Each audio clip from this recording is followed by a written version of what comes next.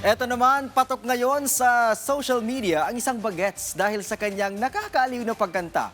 Yan ang ulat ni Floyd Brenz.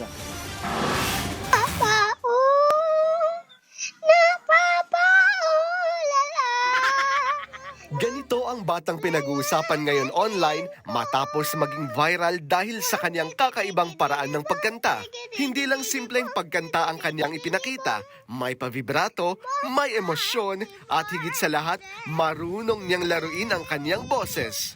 Sa bawat linya, ramdam ang kanyang confidence habang binabago-bago niya ang tono, diin at bagsak ng kanyang boses.